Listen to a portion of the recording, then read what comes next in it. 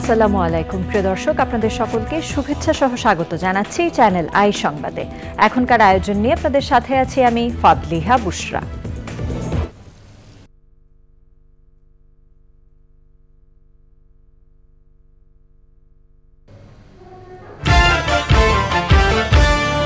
উজান থেকে নামা পাহাড়ি ঢলে নদ নদীর পানি বেড়ে প্লাবিত সিলেটের নিম্নাঞ্চল, দুর্ভোগে কয়েক লাখ মানুষ। বেনজিরের অবস্থান জানা নেই বললেন কাদের, বিএনপি দুর্নীতিবাজদের তালিকা করলে তাদের নামই আসবে মন্তব্য। এবং ধূমপান রোধে আইনের কঠোর প্রয়োগ ও নতুন প্রজন্মকে সম্পৃক্ত করার তাগিদ, বিশ্ব তামাক মুক্ত দিবসে অধূমপায়ী ব্যক্তিত্ব সম্মাননা প্রদান। প্রিয় দর্শক, সংবাদ শিরোনামগুলো জানাচ্ছিলাম। এখনকার এই সংবাদ আয়োজন একই সঙ্গে চ্যানেল আইয়ের ইউটিউব চ্যানেল এবং চ্যানেল আইয়ের ওটিটি প্ল্যাটফর্ম আই স্ক্রিনে লাইভ স্ট্রিম হচ্ছে। জানাবো বিস্তারিত খবর। উজান থেকে নামা পাহাড়ি ঢলে সিলেটে নদ নদীর পানি বাড়ছে। সীমান্ত এলাকায় পানি কিছুটা কমলেও বাড়ছে শহর ও নিম্নাঞ্চলে। অকাল বন্যায় এরই মধ্যে সিলেট শহরের কিছু অংশসহ 7টি উপজেলার নিম্নাঞ্চল ডুবে গেছে। পানিবন্দী হয়ে পড়েছেন কয়েক লাখ মানুষ। জেলা প্রশাসন বন্যার্তদের উদ্ধারের পাশাপাশি আশ্রয় কেন্দ্র খুলেছে। সিলেট থেকে সাদিকুর রহমান সাকির পাঠানো তথ্যে সাদিয়া ওমরের রিপোর্ট। সিলেটে বন্যা পরিস্থিতির কোথাও উন্নতি আবার কোথাও অবনতি হয়েছে। বিশেষ করে সীমান্তবর্তী জৈন্তাপুর, গোয়াইনঘাট, কানাইঘাট, কোম্পানিগঞ্জ, বিয়ানীগঞ্জ, জকিগঞ্জ ও গোলাপগঞ্জের অনেক এলাকা এখন বন্যা কবলিত। পানি ঢুকতে শুরু করেছে সিলেট শহরে, ফলে পানিবন্দী হয়ে পড়েছেন লাখো মানুষ। একাতের মতো পানি পড়ছে। আজকে দুই দিনে পানি অনেকটা বেড়ে গেছে। হঠাৎ করে পানি ঢুকে গেছে। আজকে গত 3 দিন ধরে পানি ঢুকে এই সুবানীঘাট ওয়ার্ডের ভিতরে, 15 নং ওয়ার্ডের ভিতরে অনেকজনের বাসা ছাড়িয়ে গেছে, কি তারা নিজস্ব বাসা চলিয়ে গেছে। কাল পানি ছিল না, হঠাৎ পানি বেড়ে গেছে। বেড়ে কারণে কর্মচারী যারা তো আসতে পারেই নাই, ওদের জায়গায় পানি। আর যারা আসছিল ওরা সাইটে গেছে, অনেক ক্ষতিগ্রস্ত হয়েছে। সুরমা, কুশিয়ারা ও সারি নদীর পানি কয়েকটি পয়েন্টে বিপদসীমার উপর দিয়ে বইলেও 2টি পয়েন্টে বিপদসীমার নিচ দিয়ে বইছে। আর বৃষ্টি না হলে বন্যা পরিস্থিতির উন্নতি হবে বলে জানিয়েছে পানি উন্নয়ন বোর্ড। বর্তমানে পানি ধীরগতিতে কমতেছে এবং যে পানিটা বন্যা কবলিত ওই পানিটাও নেমে যাচ্ছে আর কি। পাশাপাশি সিলেটের পানিটা একটু ক্রমবৃদ্ধিমান। আশা করি এটাও হয়তো কাল পরশুর থেকে, যদি উপরে থেকে পানি না আসে, এটাও কমতে থাকবে আর কি। বন্যার্তদের উদ্ধার ও আশ্রয় কেন্দ্র খোলার পাশাপাশি চাল, শুকনো খাবার ও অর্থ দিচ্ছে জেলা প্রশাসন। যারা পানিবন্দী মানুষ, গবাদি পশু যারা আটকা পড়েছিল, তাদের সকলকে উদ্ধার করে নিকটস্থ আশ্রয় কেন্দ্রে নেওয়া হচ্ছে। বানভাসী মানুষের জন্য সিলেট জেলায় 547টি আশ্রয় কেন্দ্র চালু করা হয়েছে। এর মধ্যে 7টি উপজেলার 349টি আশ্রয় কেন্দ্রে বন্যা কবলিত এলাকার 4802 জন লোক আশ্রয় নিয়েছেন। Sadia Omar, channel I. দুর্নীতির অভিযোগ ওঠা সাবেক আইজিপি বেনজির আহমেদ দেশের বাইরে চলে গেছেন কিনা, ব্যাংক থেকে সব অর্থ তুলে নিয়েছেন কিনা, এসব বিষয়ে কিছুই জানা নেই বলে মন্তব্য করেছেন আওয়ামী লীগের সাধারণ সম্পাদক। সংবাদ সম্মেলনে তিনি বলেন, বিএনপি দুর্নীতিবাজদের তালিকা করতে চাইলে নিজ দলের শীর্ষ নেতাদের নাম শুরুতে চলে আসবে। তামাক মুক্ত দেশ গড়তে সবার সমন্বিত উদ্যোগের বিকল্প নেই বলেছেন কৃষিমন্ত্রী আব্দুস শহীদ। বিশ্ব তামাক মুক্ত দিবসে অধূমপায়ী ব্যক্তিত্ব সম্মাননা পাওয়ায় হাসান আহমেদ চৌধুরী কিরণ ও বীর মুক্তিযোদ্ধা মুকিত মজুমদার বাবুকে অভিনন্দন জানিয়ে বিশিষ্টজনেরা বলেন, সবার ঐক্যবদ্ধ প্রয়াসেই তামাক মুক্ত পৃথিবী গড়ার আন্দোলন কার্যকর গতি পাবে। সে সময় তারা ধূমপান রোধে আইনের কঠোর প্রয়োগের পাশাপাশি নতুন প্রজন্মকে সম্পৃক্ত করার ওপর গুরুত্ব আরোপ করেন। আলিম আল রাজির রিপোর্ট। স্বাস্থ্য মন্ত্রণালয় ও পরিসংখ্যান ব্যুরোর তথ্য মতে দেশের প্রায় 4 কোটি প্রাপ্তবয়স্ক মানুষ ধূমপান বা তামাক সেবন করেন। এর বাইরে রয়েছে শিশু কিশোরদের একটা বিরাট অংশ, যারা এই গণনার বাইরে। প্রতিনিয়তই বাড়ছে জনস্বাস্থ্যের জন্য চরম ক্ষতিকর তামাকের আগ্রাসন। এমন বাস্তবতায় তামাকের ব্যবহার নিয়ন্ত্রণ ও নিরুৎসাহিত করতে বিশ্ব তামাকমুক্ত দিবসে গুণী ব্যক্তিদের অধমপায়ী ব্যক্তিত্ব সম্মাননা দিয়ে থাকে মাদকদ্রব্য ও নেশানিরোধ সংস্থা মানুষ। এবছর সম্মাননায় ভূষিত হন প্রকৃতি ও জীবন ফাউন্ডেশনের চেয়ারম্যান প্রকৃতিবন্ধু বীর মুক্তিযোদ্ধা মুকিত মজুমদার বাবু ও ডিবেট ফর ডেমোক্রেসির চেয়ারম্যান হাসান আহমেদ চৌধুরী কিরণ। আয়োজনে অংশ নিয়ে বিশিষ্টজনরা বলেন, আগামী সমৃদ্ধ বাংলাদেশ বিনির্মাণে তামাকসহ সব নেশাদ্রব্য থেকে ভবিষ্যৎ প্রজন্মকে সুরক্ষিত করতে হবে।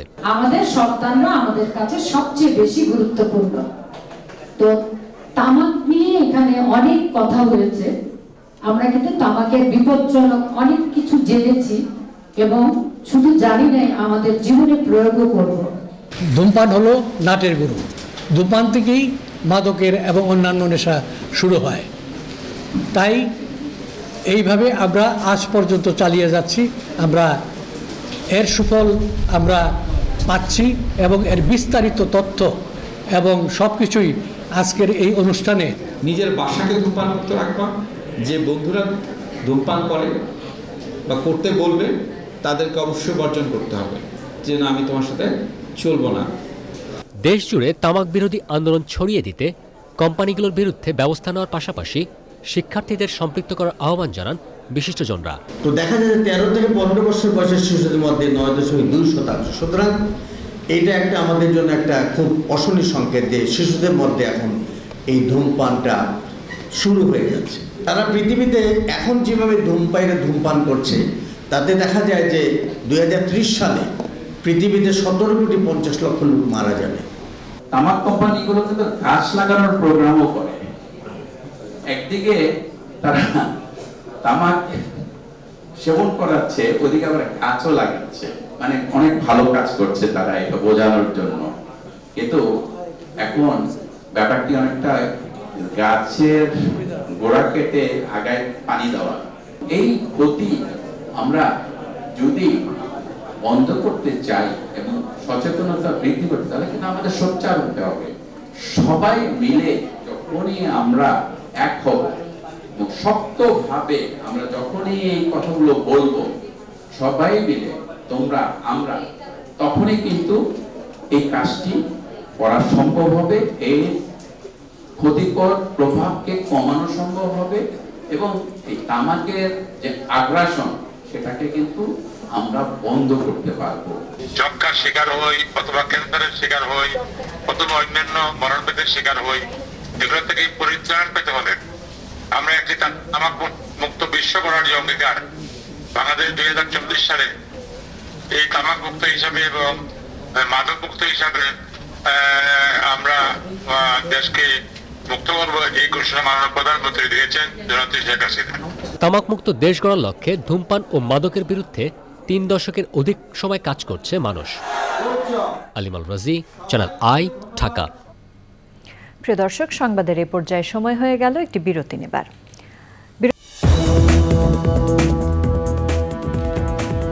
বিরতির পর আবারও আমন্ত্রণ চ্যানেল আই সংবাদে। ফিরে এলাম আমিন জুয়েলার্স আন্তর্জাতিক সংবাদ নিয়ে।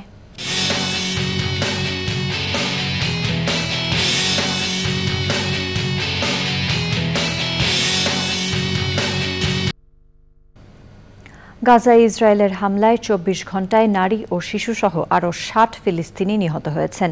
এর মধ্যে রাফা শহরে বিমান হামলায় নিহত হয়েছেন কমপক্ষে 12 ফিলিস্তিনি। অন্য 3টি হামলায় গাজায় আরও 48 ফিলিস্তিনি প্রাণ হারিয়েছেন।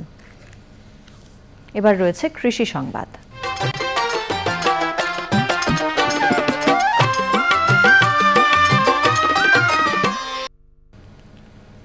গাইবান্ধার কামদিয়ায় মাচায় ধাপ পদ্ধতিতে তরমুজের আবাদ করা হয়েছে। বরেন্দ্র অঞ্চলের মাটিতে তরমুজের কয়েক দফায় ভালো ফলন ও বাজার দরে লাভবান হচ্ছেন কৃষক। এবার রয়েছে প্রকৃতি সংবাদ।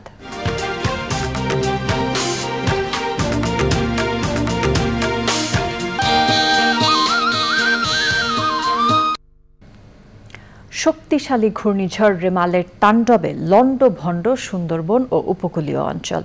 অপূরণীয় ক্ষতি হয়েছে সুন্দরবনের প্রকৃতি, পরিবেশ সহ পুরো জীববৈচিত্র্যের। উদ্ধার করা হয়েছে ৯৬টি হরিণ সহ ১০০ বন্যপ্রাণীর মৃতদেহ। সংশ্লিষ্টরা বলছেন, অতীতের প্রাকৃতিক দুর্যোগের তুলনায় ঘূর্ণিঝড় রেমালে সুন্দরবন ও উপকূলীয় অঞ্চলে ৩ গুণ বেশি ক্ষতি হয়েছে। কয়েক হাজার কিলোমিটার বেড়িবাঁধ ভেঙে যাওয়ায় আতঙ্কে রয়েছে উপকূলবাসী। এক্সিম ব্যাংক বাণিজ্য সংবাদ।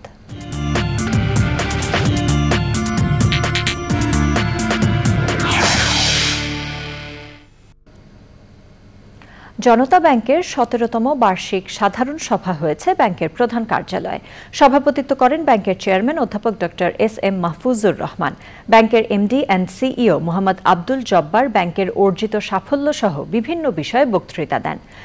সভায় জানানো হয়, জনতা ব্যাংকের আমানতের পরিমাণ ৮.৭৫% বৃদ্ধি পেয়ে ১,১০,৩৩৬ কোটি টাকায়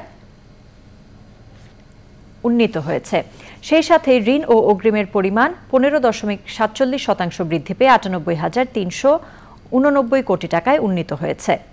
২০২৩ সালে ব্যাংকের পরিচালন মুনাফার পরিমাণ ৫৮৪ কোটি টাকা এবং নিট মুনাফার পরিমাণ ৫৫ কোটি টাকা।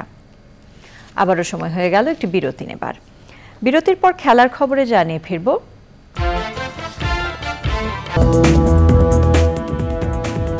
বিরতির পর সাথে থাকার জন্য ধন্যবাদ সবাইকে। এবার জানাবো খেলার খবর।